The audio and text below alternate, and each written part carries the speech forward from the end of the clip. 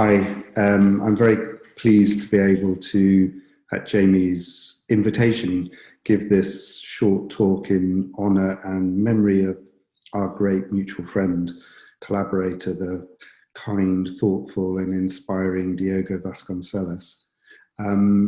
Jamie asked me to talk a bit about a phrase that I used in a book that I wrote in 2008 called We Think, which contained the slogan, "You are what you share."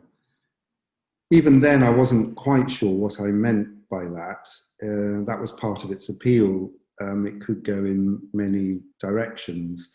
I was attracted to the phrase, "You are what you share," as a counter to the sort of rampant, narrow individualism, which was atomistic and selfish, associated with free market thinking, in which selfishness and self-interest define the good life, but also drive social productivity, growth, economic growth. And so, according to that view of the world, you are what you want, you are what you desire as a consumer, you are what you can buy, you are what you can own and have as a property owner, and you are what you have by way of rights as an individual citizen. But anything meaningful, that was Mrs. Thatcher's point, really resides in you as an individual. It comes from you and it belongs to you. And it's your understanding of that that drives the desire to improve. I'm not against individuality or individualism. I grew up in a pretty drab town in southern England where I was desperate for a bit of diversity and individualism. And I'm in favour of the plural pursuit of the good life on our own terms. But this atomistic view, which broke people down into little atoms, missed too much, I think, of what makes us who we are, our relationships, our obligations to one another. So by you are what you share, I meant that the most important things in our lives are not things that you can buy and consume. They are things that are created, not bought, and they come as a result of relationships, not transactions. So you can't buy respect, you can't buy friendship, you can't buy care, you can't buy trust. These are things that are created in relationships through our relationships with one another. And the most important things that define us and enable us are often collective, starting with culture, music, and of course language. We can't express any of our individual desires without using the collective good that is language, which is sentences, words, and meanings. And those are publicly held. It doesn't make sense to have a private language. The biggest challenges we face, of course, are collectives. They're about living on Earth together. They're about coping with a pandemic, which might affect many people. No one can be safe unless we're all safe. Everyone has to share responsibility in dealing with it. And the biggest challenges we face about work or care or aging or any of these things are really not about individuals. They're about collectives. They're about things that we need to address together. And you can't really address any of those things effectively just on your own. But more importantly, I think, than the big systemic challenges that we face, which are obvious and daunting, are the big systemic opportunities that we also have. The biggest things that we achieve are things that we achieve together, collaboratively and collectively, because creativity and innovation is a collaborative undertaking. It's not about genius individuals, it's about how people come together, and not just in teams and partnerships, not just even in companies and cooperatives, but in communities and movements. My long experience of working with different kinds of organizations, whether they be schools or public services or companies or charities, is that actually the fundamental unit of innovation is a community. It's not a company, or it's not an individual, it's a community. And it needs to be a community because you need all sorts of different people to come together to bring together their different resources, ideas, insight, knowledge, mobilized by a mission. So in my view, the most fundamental driver of sustained creativity over a long period of time is a creative community joined in a cause. So it's a community that is creative and dynamic and diverse, but joined in a sort of common sense of mission. And those communities are really important because that's what brings about system change. That's what brings about really lasting, huge change. The biggest innovations, I think, in our lives come from these kinds of communities. And so in that book in 2008, in We Think, I was trying to map out how that collaborative creativity could flourish. And in particular, I was interested in the internet. Then still in its early days, certainly the web was still in its early days. I wrote that book just as Facebook was still emerging. I wasn't on Facebook at the time. I then went on it and then left it. And so where do we stand now? Well, much of that, I think that potential for collective collaboration is still there and could be given expression in all sorts of ways. But of course, what's happened since then is that we've been delivered, and we've delivered ourselves to some extent, into the hands of Facebook and Google and Amazon and Apple, into social media sharing, into living life out in public in a strange kind of commercial collective created by these ecosystems, which both sustain us and entrap us at the same time, where it's not clear whether they're for us or we're for it, and perhaps it's both at the same time, and that we trammel our lives into the formats and updates and codes and letters that those systems allow, but they don't allow for real creativity. And worse still, I suppose, what's happened over the last 10 years is that for a variety of reasons, we've been driven further into echo chambers of separation. The capacity for public dialogue and debate, particularly between people who disagree with one another, has fallen into distrust and division, and that's been exploited by populist politicians whose strategies depend on division and distrust, just as actually Facebook's commercial strategy depends to some extent on dividing us, separating us into particular groups to which it can provide advertising around. So the situation we find ourselves in is that at the very time when we need collective capacity to tackle shared challenges and to create new ways to live, we're becoming further apart, we're pulling apart, we're becoming broken down, more distrustful, more divided. So where in that could be quite bleak looking landscape of a sort of digital populism, on the one hand, politics being driven by populists, on the other, our lives being contained by these giant ecosystems of enforced sharing, I suppose, is the way that you might think of it. Well, there are, I think, signs of hope, all sorts of signs of hope, all sorts of signs of creativity.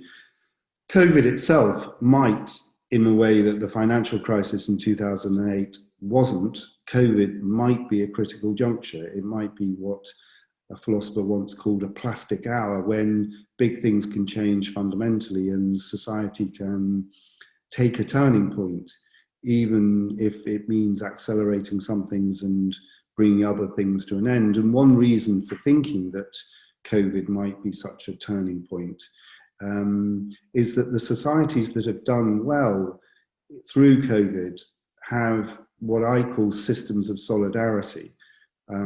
If you look at Kerala, New Zealand, at Denmark, at Greece, what they've had, these societies, is both good public systems of public health, trust in those institutions, but also a strong bedrock of citizen solidarity with one another, of people looking after one another, of being respectful to one another, of caring for one another. And the two together, the systems and the solidarity, create really effective responses to COVID. And that might be one of the best lessons coming out of this whole crisis, that actually we need these systems of solidarity to cope with these big collective challenges and risks. And if there are going to be more emergencies of this kind, which there certainly will be, then we need more of these systems of solidarity.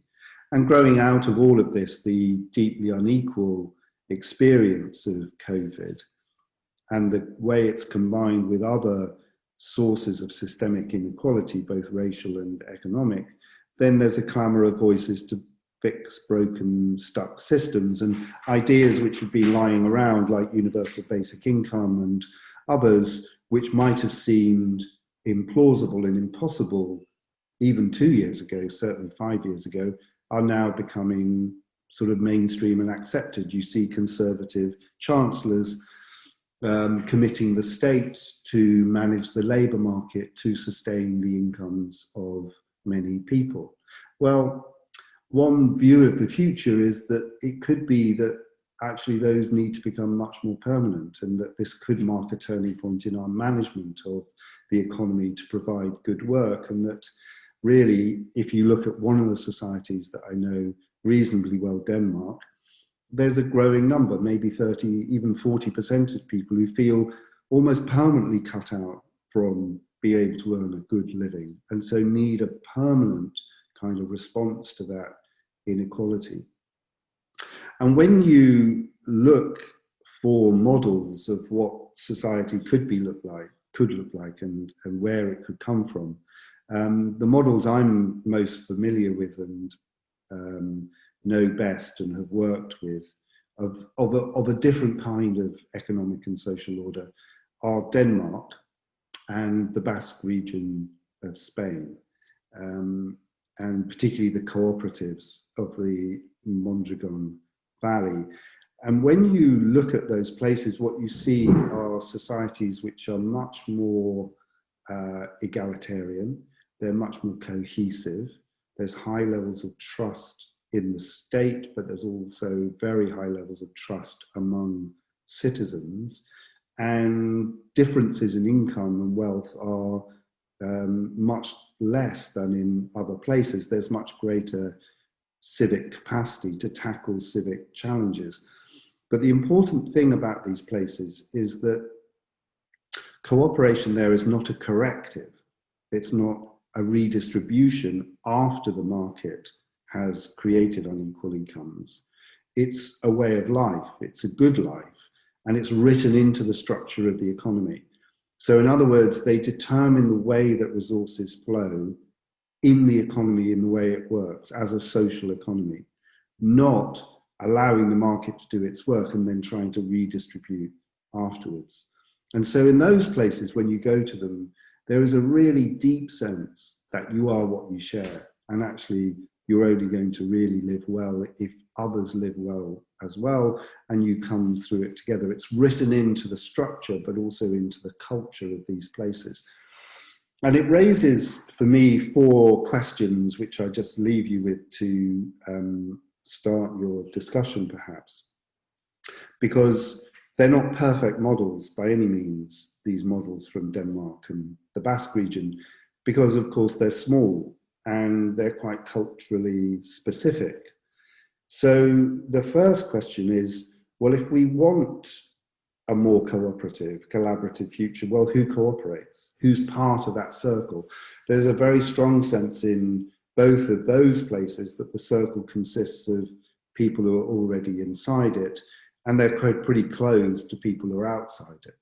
And so it's perhaps conceivable to see how you create cooperation amongst relatively slow changing, in some ways, socially homogeneous, small societies where relationships are strong. More difficult to see how you can do that in much more open, plural, dynamic, in some ways, societies which are much more urban, perhaps. So that's one question. Well, who cooperates? And one of the big challenges we're going to face, it's not going to go away, is immigration and migration from the global south, from North Africa, from places which are going to be absolutely transformed by the heat of climate change. And so this question of who's allowed in to cooperate will become even more pressing. The second question is, well, how do you cooperate if you want to? There are many of us who think that the state is vital, but often too cumbersome, too distant, too procedural, too siloed, too departmentalized, too incapable of working with citizens. And yet civil society on its own is too weak, it's too fragmented, it's too unreliable in some kind of ways.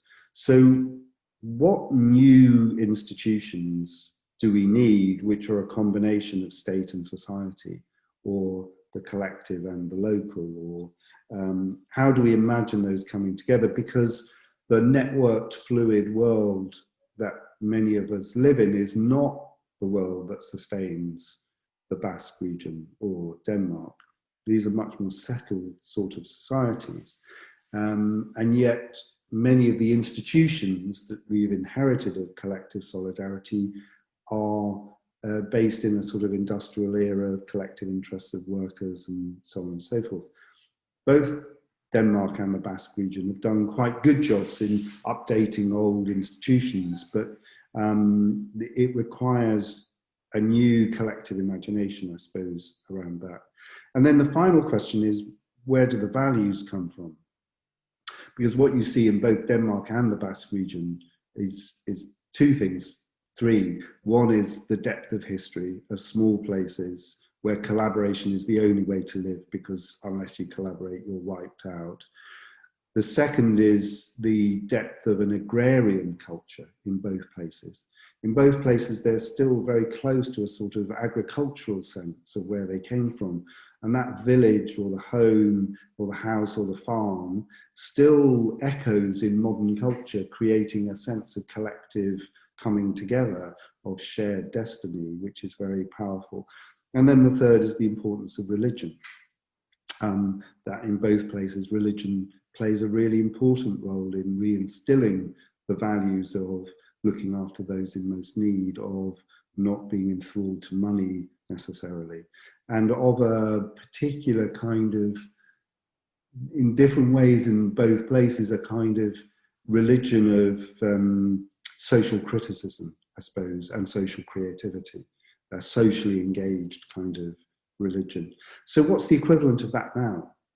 If we live in more secular, but also in some ways more divided societies, where do we get that kind of sense of shared values from? And that leads to the fourth and final question, which I think in some ways is the most important, which is often collective identities are born in the past. They are things we share through history that come about through our shared struggle, through our shared experience, our memories, so on and so forth. But in order to bring about really big systemic change and to some extent free ourselves of the identities of the past based on industry or geography or what have you, you have to build an identity for the future so that people want to invest themselves in what's going to come, not defending what has been. Defensive identities, I'm going to defend what we've had, don't generate the sense of creativity that you need to create the new shared identities that you might need for a circular, redistributive, flexible, green economy where people are invested in the future as much as they are in the past. And so this question of identity, the identity of the future, the shared future, how you get the identity of the shared future to mean as much as the identity of the shared past seems to me absolutely critical to a lot of these big transitions. People are fearful of the future, so they cling on to the identities of the past. How do you get them to invest in a shared identity of a shared future? Those are just some of the questions that are on my mind, and in my own kind of terribly small way, I'm trying to work through. I'm sitting talking to you from our house in Greece, where my wife and I have decamp to get away from Britain for a while in a small village which embodies some of these characteristics of mutual and collaborative self-help, all on its own, no COVID, everyone's looking after everyone else. How far that can really be a model for the whole of society is a really big question, it seems to me. But this is, it seems to me, a plastic hour, a critical juncture when a crisis could become a turning point, and where decisions made in a relatively short period of time could have a critical influence on the direction that we take going forward. I hope that's been helpful. Thank you.